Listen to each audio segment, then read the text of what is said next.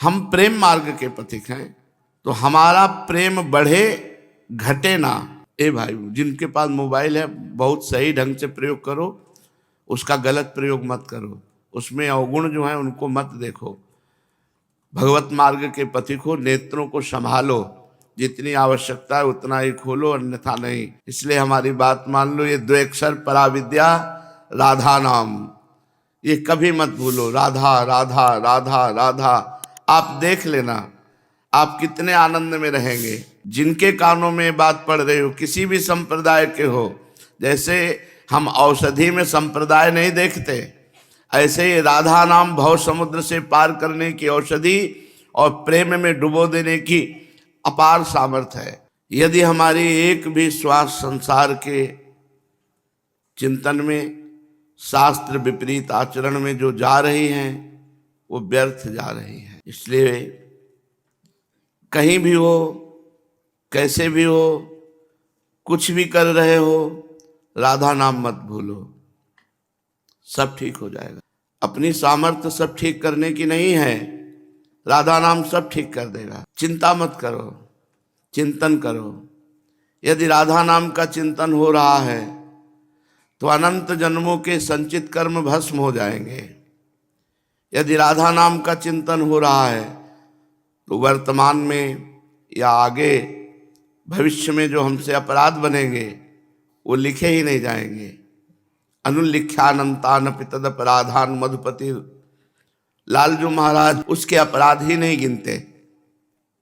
और महाप्रेमाविष्टम तो परम देयम विमश्रुति, इस राधा नाम के जप करने वाले को क्या दे, उनके विचार में ही नहीं आता, क्योंकि ये माया जनित पदार्थ वस्तु पद प्रतिष्ठा, ये भगवान स्वाप्निक वस्तुएं अपने जनों को नहीं देते।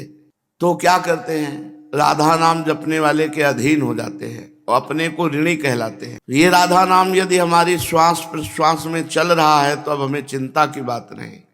श्रीपाद कह रहे हैं, महाआनंद कंद प्रेम सुधा रस सिंधु, यदि राधा नाम का चिंतन हो रहा है, राधा नाम का कीर्तन हो रहा है, राधा नाम का जप हो रहा है, और जहाँ से राधा नाम का परिचय मिला वो वृंदावन का आश्रय है, वृंदावन का वास है, वृंदावन का चिंतन है, तो कह रहे अब हमें कोई परवाह नहीं, आप नरक भेज देना। देख लो, कामम वासो भवतु नरके चेन महानंद कंदई, मुझे वहाँ भी महाआनंद कंद का मूल वृंदावन आनंद में रखेगा। क्यों? क्योंकि राधा नाम जपेंगे। अगर हम राधा नाम जपने वाले हैं, निष्ठा है, तो हमें नरक भेज दो, हमें उसकी कोई परवाह नहीं। और कह रहे श्रीमद वृंदावन गुणगणई पूर्यते कर्णरंधई, यदि वृंदावन के महामहिम श्री प्रिया प्रीतम की लीला गुणों का हमारे कानों में श्रवण करने का सौभाग्य मिल रहा है तो मुझे वैकुंठ का वैभव नहीं चाहिए, मुझे महामहिम नारायण की दास्यता नहीं चाहिए, मुझे अपने वृंदावन बिहारी बिहारिंजू के यश का श्रवण कानों से करना है, रज का सेवन करना है, राधा नाम जपना है। आप नरक भले भेज दो, मुझे वैकुंठ मत भेजना। कितनी बड़ी बात, मुझे वैकुंठ का सुख नहीं चाहिए, नरक का दुख देना, और उसी दुख में हम पुकारेंगे राधा राधा राधा।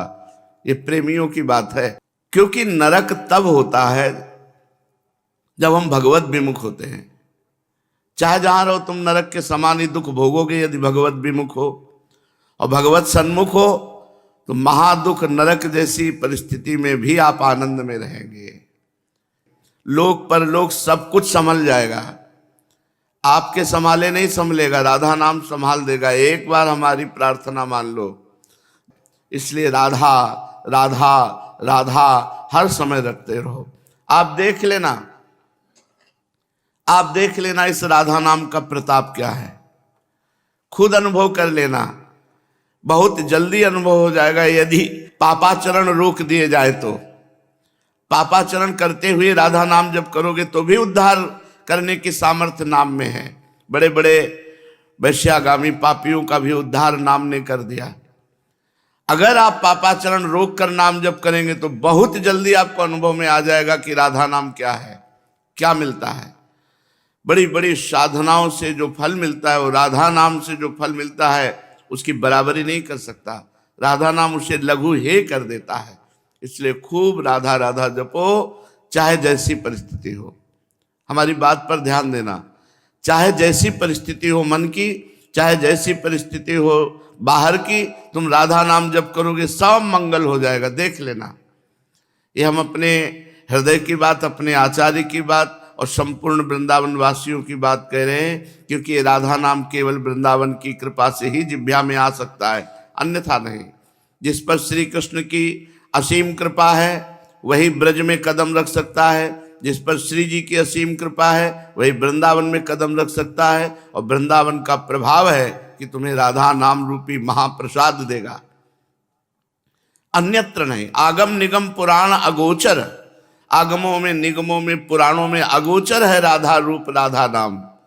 इसलिए बड़े कृपा पात्र हैं जो वृंदावन की पावन भूमि में बैठकर भगवत चर्चा सुन रहे हैं। राधा नाम की महिमा सुनकर आप राधा नाम को अपनी जिह्वा पे विराजमान कर लीजिए, बस सब हो जाएगा, इसी से सब हो जाएगा। कुंवरी किशोरी के नाम पर विश्वास कर लो, बिल्कुल दृढ़ भाव रखो, तुम्हारा कल्याण हो जाएगा, मंगल हो जाएगा। और अगर श्री जी के रसिकों का संग होकर कहीं उपासना का रंग चढ़ा तो श्री जी की सेवा मिल जाएगी। पूज्यपाद श्री उड़िया बाबा जी महाराज। नाम जापक को क्या त्यागना चाहिए? हमारे जिह्वा पे निरंतर नाम चलता रहे, इसके लिए हमें क्या त्याग करना चाहिए? बोले पहला, व्यर्थ भाषण। अगर नाम जब निरंतर चलना है, क्योंकि चिंतन तभी होता है जब हमारा व्यर्थ भाषण होता है, तो व्यर्थ चिंतन होता है। व्यर्थ भाषण बेकार की बातें, एक लोग बेकार की बातें 2-2 घंटे 4-4 घंटे बैठे आग में सेक रहे हैं, सर्दी का समय है, और प्रपंच की बातें, कोई एक बार राम कृष्ण हरि नहीं। ऐसे लोगों के बीच में नहीं बैठना चाहिए, ऐसे लोगों की बातें नहीं सुननी चाहिए। व्यर्थ भाषण, फिर व्यर्थ चिंतन।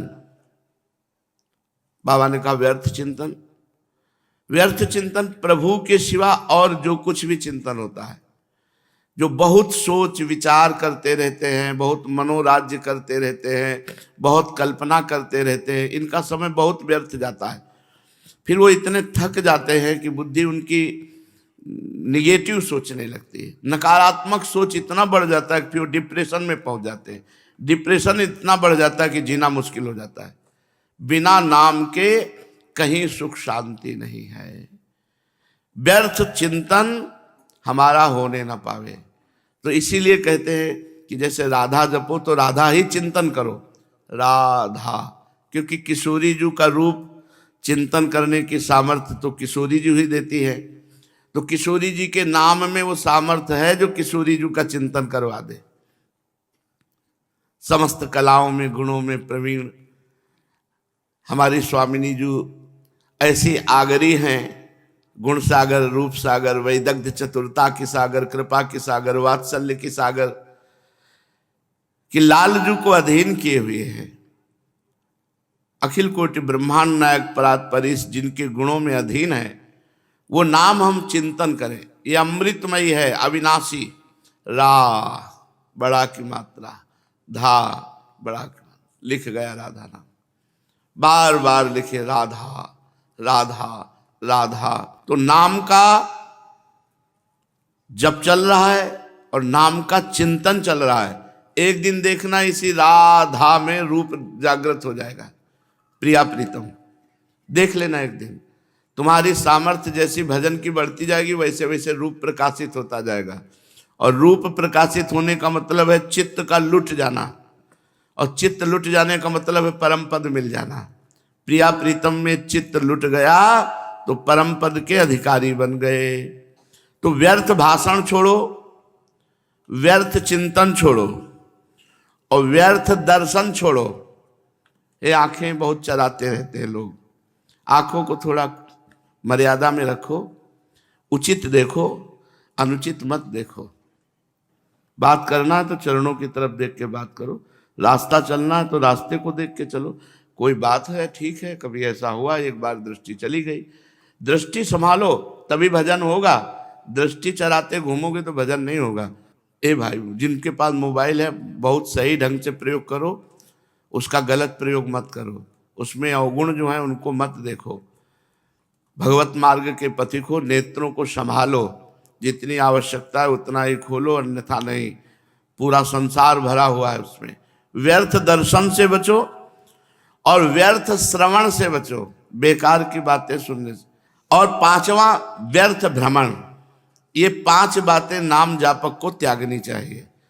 अब घूम रहे हैं बेकार का इधर से उधर, नहीं, चुपचाप आसन लगा के बैठो, भजन करो।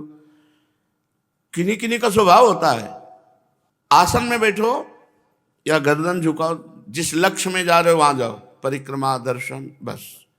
संत समागम तो नेत्र झुकाए बस संत समागम में पहुंच गए। बहुत सावधानी की जरूरत। नाम जापक को व्यर्थ भाषण, व्यर्थ चिंतन, व्यर्थ दर्शन, व्यर्थ श्रवण और व्यर्थ भ्रमण, इनका त्याग कर देना चाहिए। भगवान के नाम स्मरण, भगवत लीलाओं के स्मरण, भगवत स्वरूप के स्मरण से व्यर्थ चिंतन दूर हो जाता है। भगवत गुणानुवाद, भगवान नाम कीर्तन, भगवान नाम जप से व्यर्थ भाषण निवृत्ति हो जाती है। भगवान मूर्ति, महात्मा और गुरुदेव के दर्शन करने से व्यर्थ दर्शन का दोष दूर हो जाता है। भगवत कथा श्रवण, नाम कीर्तन श्रवण, इससे श्रवण पवित्र हो जाता है, व्यर्थ श्रवण निवृत्त हो जाता है। भगवत सेवा और साधुजनों की सेवा करने से व्यर्थ भ्रमण निवृत्त हो जाता है। ये हुआ नाम जापक की सावधानी। अब हम प्रेम मार्ग के पथिक हैं, तो हमारा प्रेम बढ़े घटे ना। तो किन बातों से प्रेम घट जाता है? पूज्यपाद उड़िया बाबा। पहला, जो बहुत ग्रंथों का स्वाध्याय करता है वो प्रेमी नहीं हो सकता। जिज्ञासु तो हो सकता है, प्रेमी नहीं। प्रेमी को, अब जैसे आप वृंदावन रस में जुड़ गए तो राधा सुधा निधि, श्रीमद चतुरासी जी, 42 लीला, यही अपने प्रिया प्रीतम के जस के ग्रंथ जो, इन्हीं का पाठ करें, इन्हीं का स्वाध्याय करें। हमें चलना है बिहारी जी की तरफ, तो हमें छठी कराओ आगरा के किलोमीटर जान के क्या जरूरत है? जब हमें बिहारी जी जाना है तो अपनी दिशा की बात हम जाने, अन्य दिशा की बात जानकार करके कोई प्रवचन करना है क्या? तो बहुत ग्रंथ नहीं पढ़ना चाहिए। दूसरा, बहिर्मुख पुरुषों की बनाई हुई पुस्तकें और टीका नहीं पढ़नी चाहिए। हम कहते हैं जो हमारे सदग्रंथों की टीका प्रकाशित है उसी का भाव अपने जीवन में धारण कर लो। तो महापुरुषों की टीका पढ़े, अन्य की टीका ना पढ़े। बहिर्मुख पुरुषों के द्वारा बनाई हुई बहुत विचित्र विचित्र है। जो महापुरुषों को अनुभव हुआ उसी अनुभव में हम चलें, हम अपने अनुभव न छापें। महाजनों गतेन सपंथा, महाजन जिस मार्ग में गए उसी मार्ग में चलने से भगवत प्राप्ति होगी। प्रेमी मार्ग में चलने वाले महान साधक को केवल महापुरुषों की बातें सुननी और पढ़नी चाहिए, बस, अन्य नहीं। बहुत ग्रंथ पढ़ना और बहिर्मुख पुरुषों की बनाई हुई पुस्तकें या टीका पढ़ना। तीसरा, बहिर्मुख पुरुषों का संग करना, ये प्रेम को छीन करने वाला है। बहिर्मुख पुरुषों का संग नहीं करना। बहिर्मुख करते हैं जो अंतर कभी बैठकर भजन ही नहीं करते, बाहर ही केवल बातें, बाहर का ही केवल सब राग रंग। सब में 5 भौतिक तत्व एक है, सब में परमात्मा एक है। वो समझे ना समझे, हमको तो समझना है। हमारा सिद्धांत क्या कहता है? सनातन सनातन सिद्धांत कहता है वासुदेवा सर्वमिति, वासुदेवा सर्व। हमको अपने भगवान की आज्ञा माननी, सब में भगवान देखना है। बोले जो दुष्टता करेगा तो ये उनकी जिम्मेवारी है। यदा ही धर्मस्य ग्लानिर्भवति भारत अभ्युत्थानम अधर्मस्य तदात्मानं सृजाम्यहम अहम, वो कर लेंगे। अपने को उनका गुण गाना है, नाम जप करना है और उनकी जूठन पाकर जीवन व्यतीत कर देना है। धर्म संस्थापनार्थाय संभवामि युगे युगे, ये उनका कार्य है। हम उनका गुण गा रहे हैं, इसी से धर्म की स्थापना जितनी होनी। दीपक अपना प्रकाश दिखाता है, हाइलोजन अपना प्रकाश दिखाता है, चंद्रमा अपना प्रकाश दिखाता है, सूर्य अपना प्रकाश दिखाता है, पर सब अपूर्ण है।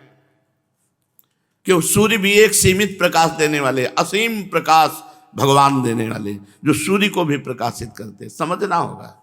यहाँ अंदर घुसो, अंदर धर्म की स्थापना करो। बहिर्मुख पुरुषों का संग न करे और किसी व्यक्ति से अपनापन न होने पावे।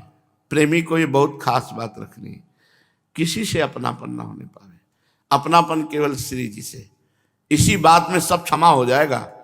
अवगुण करे समुद्र सम, गणत न अपनो जाने, ये मेरा है। अपना शब्द केवल श्री जी से जुड़ जाए।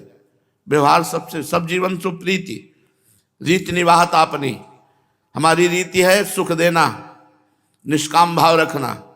सबसे प्रेम करो निष्काम भाव से।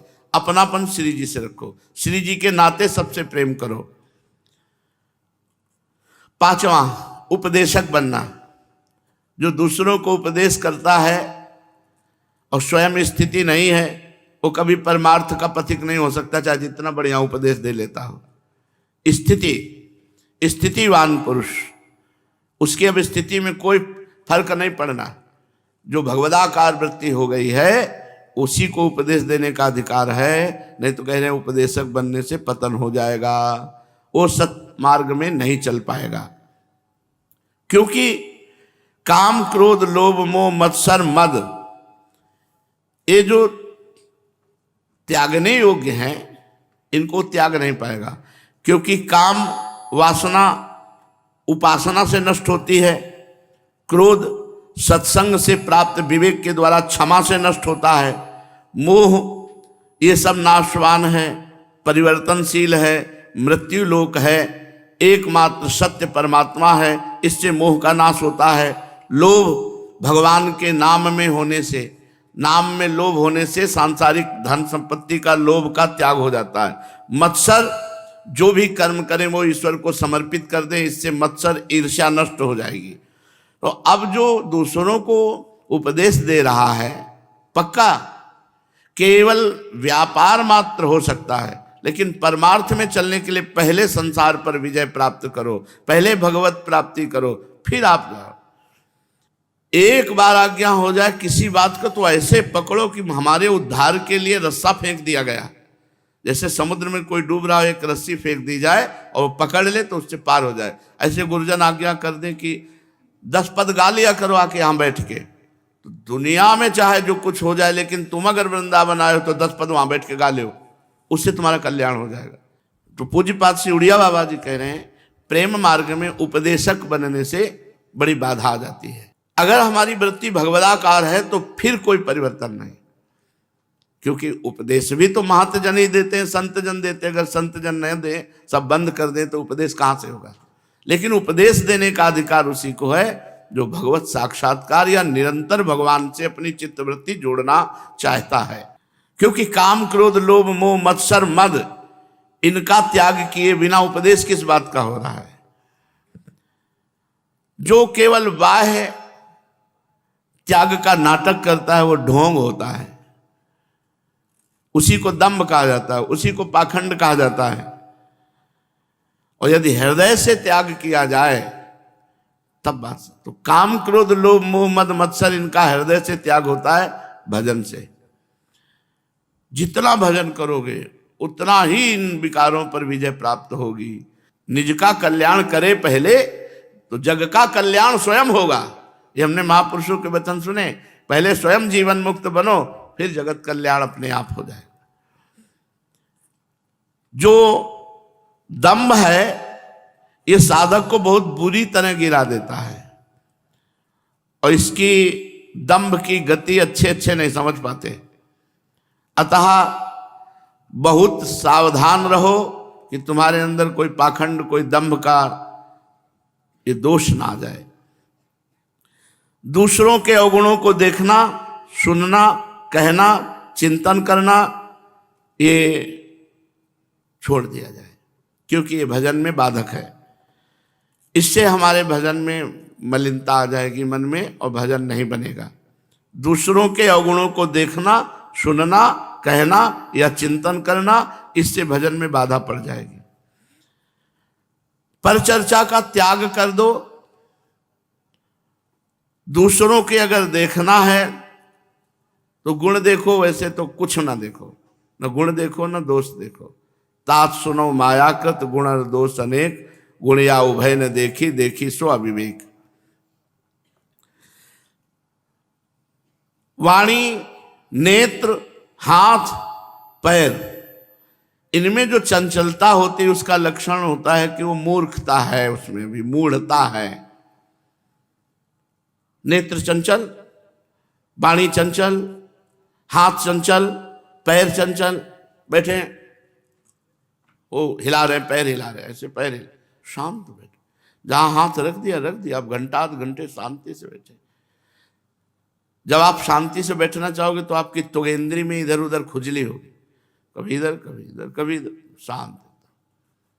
नेत्र गंभीर, मुद्रा गंभीर। साधक का एक अलग ही स्वरूप होता है जो भगवत मार्ग का होता है। वाणी, नेत्र, हाथ और पैर, इनमें चंचलता मूर्खता का लक्षण है। अतः साधक को इन चारों की चंचलता छोड़नी चाहिए। वाणी, नेत्र, हाथ और पैर, जिसमें चारों चंचलता हो तो समझ लो कि ढोंग है, साधक नहीं है। हाथ की चंचलता, नेत्र की चंचलता, वाणी की चंचलता, पैर की चंचलता। सिद्ध महापुरुष है पूज्य पादुड़िया बाबा। तो वाणी की चंचलता क्या है? जोर से बोलना, अधिक बोलना, व्यर्थ में चिल्लाना, बिना प्रयोजन की, बिना प्रयोजन वाली बातें करना, बिना कोई उद्देश्य नहीं, ऐसे बात किए चले जा रहे हैं, ये वाणी की चंचलता है।